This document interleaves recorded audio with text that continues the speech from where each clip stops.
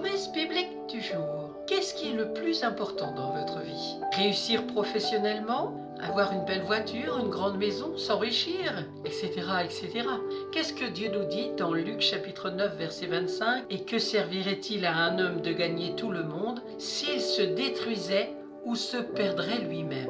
Il est facile de perdre de vue la priorité, c'est-à-dire ce qui est essentiel aux yeux de Dieu. Nous allons donc essayer ensemble d'y voir un peu plus clair. Mettre la priorité sur ce qui est essentiel. Lorsque Dieu introduit le peuple d'Israël en terre promise, il promet de lui donner l'abondance, mais l'abondance selon Dieu et non selon les normes humaines. Deutéronome chapitre 28 versets 12 à 14. L'Éternel t'ouvrira son bon trésor. Lorsque tu obéiras aux commandements de l'Éternel ton Dieu, que je te prescris aujourd'hui, lorsque tu les observeras et les mettras en pratique, et que tu ne te détourneras ni à droite ni à gauche de tous les commandements que je vous donne aujourd'hui pour aller après d'autres dieux et pour les servir. Nous devons savoir nous contenter de ce que Dieu nous donne, mais surtout de rechercher les véritables richesses. Découvrons ensemble ce trésor que Dieu veut nous donner. L'épreuve que nous traversons ressemble à une furieuse tempête qui peut mettre en évidence ce qui est essentiel. Dieu veut nous amener à découvrir les trésors qui sont là, mais que nous ne voyons pas. Le passage en Luc 18, versets 18 à 24 est très instructif. Et le verset 24 résume bien les choses. Qu'il est difficile de ceux qui ont des richesses d'entrer dans le royaume de Dieu. Jésus a mis en balance des biens matériels et ce que Dieu veut vraiment pour notre vie. Ce jeune homme est riche, pourtant il ressent un vide intérieur. Il n'est pas en paix et ne sait même pas où il va passer son éternité. Il n'accomplit pas la demande de Jésus et repart tout triste. En effet, l'argent peut acheter les biens matériels, mais pas l'essentiel, c'est-à-dire la vie éternelle. La Bible nous parle du matérialisme. Elle nous met en garde contre l'amour de l'argent et les dangers du matérialisme dans les passages suivants. C'est dans 1 Timothée chapitre 6 verset 10 et dans Hébreux chapitre 13 verset 5. Lisons cela ensemble. Dans 1 Timothée chapitre 6 verset 10, dans Paroles vivantes d'Alfred Cuen, il est écrit: hélas, oui, l'amour de l'argent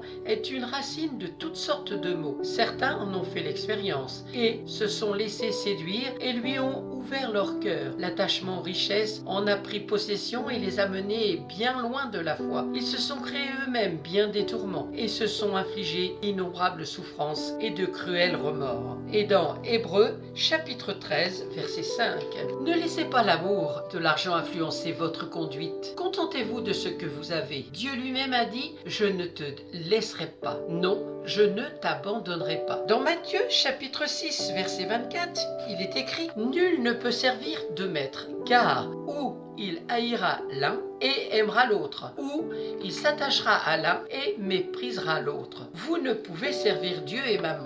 L'argent possède un nom, c'est-à-dire Mammon. L'argent ne doit jamais être un maître, car il sera un mauvais maître. Il doit être un serviteur soumis. On peut avoir de l'argent et s'en servir pour glorifier Dieu. On peut ne pas avoir d'argent et en être prisonnier, car on se rend malheureux du fait de ne pas avoir ce que l'on veut. Mais ce manque que nous ressentons nous renvoie-t-il vraiment à ce dont nous avons besoin? Jésus dit au jeune homme: il te manque encore une chose, vends tout ce que tu as, distribue-le aux pauvres et tu auras un trésor dans les cieux. Trouver Jésus, c'est trouver le trésor, car Jésus est notre essentiel. Alors posons-nous la question suivante. Avons-nous trouvé le trésor que Dieu a déposé en nous? Et avons-nous changé l'ordre de nos priorités dans notre vie pour revenir à l'essentiel? Sache que ta destinée a déjà été écrite par Dieu. Alors aie confiance en lui, car il ne t'abandonnera jamais. Amen. Merci Seigneur, parce que tu ne nous abandonneras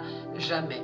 Tu as tout accompli à la croix du Calvaire. Ton sang a coulé pour chacun d'entre nous. Merci pour ta parole qui est puissance de vie, qui est créatrice et qui nous aide à marcher sur le chemin de l'éternité. Merci parce que ta parole est la vérité. Louange et gloire à ton saint nom, Père, dans le nom de Jésus. Amen. Merci d'avoir écouté Promesse biblique du jour et surtout la parole de Dieu. Et aujourd'hui, c'était mettre la priorité sur ce qui est essentiel. Je vous donne rendez-vous à très bientôt. Et n'oublie jamais que Dieu t'aime d'un amour éternel.